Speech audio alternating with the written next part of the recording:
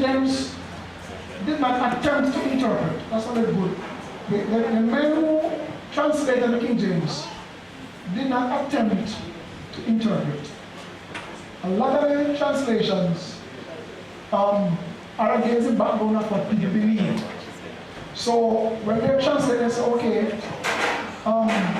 this looks like it must be this they're trying to say. That's why sometimes people confuse over King James, Because when the King James translators come to something that they don't understand, they put it back just as it is. And the whole of us don't know what they mean. But that's a good thing. Because as time goes on, archaeology discovers things and eventually they say, this is what it is. But what some translators do, they try to figure out, they don't understand it. Maybe we don't have enough light at the time, and they try to make the light. But so King James doesn't do that. King James just put it back just as it is, basically, to a great degree. So it's very reliable. King James is very reliable. One reason why some scholars don't like King James is not the credibility of the text. It's just because King James was written centuries ago, and it's all English now. So they prefer the modern English.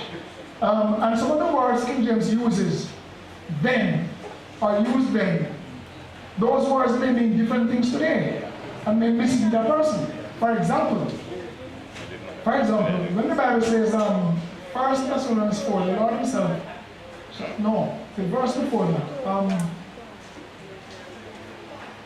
those who remain shall not prevent. And that word prevent, when we read it, it may mean prevent, it will stop, or will stop. Prevent means to prevent it to stop you. But the word translated prevent means to go before. So those who remain, those who are alive and remain, shall not go before the others who are dead. But if you read from the King James, just it may sound like those who are alive and remain will not stop those from, but that's what it means. But at the same time, the people reading King James those centuries ago had the right, they understood what it meant. So it's not that the King James people gave a wrong word. It's just that that word has changed meaning over time. So nothing is wrong with that.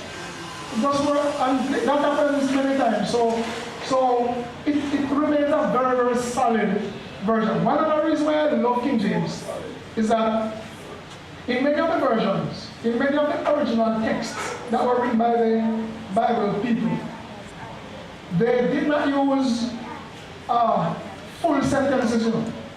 They would use some words in a sentence, and it was, once it said certain words, it was assumed that it meant certain things.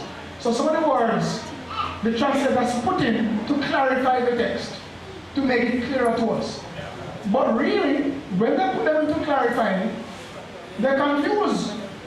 So what King James does now, which I like, when King James comes to those sections where words are put in, they put the words in italics. So you notice the words are slanted, the italics. So, and not many versions do that. But I like that because when I read it, I want to know which words were put in to clarify, were supplied, which words were supplied and which words were not. Most of the modern ones do not tell you which ones are supplied and which ones are not. But King James tells you. So when I read, I want to know, I don't want any translator to tell me which one is supplied and which one is not. I prefer to know that this one was put in. So King James is clear up front. Then if you read it from the italics, they tell you these were supplied. So you can know that these were not actually spoken, necessarily spoken, but they're put in to clarify the text. Maybe they were spoken, but it doesn't change the meaning of the text. So King James is a good version, but there are other good ones. One very good one too is the New American Standard. No, New American Revised Standard, I think. There are some there that are good, but my favorite, beyond doubt, is King James. Pardon? Why don't use King James version of the quarter?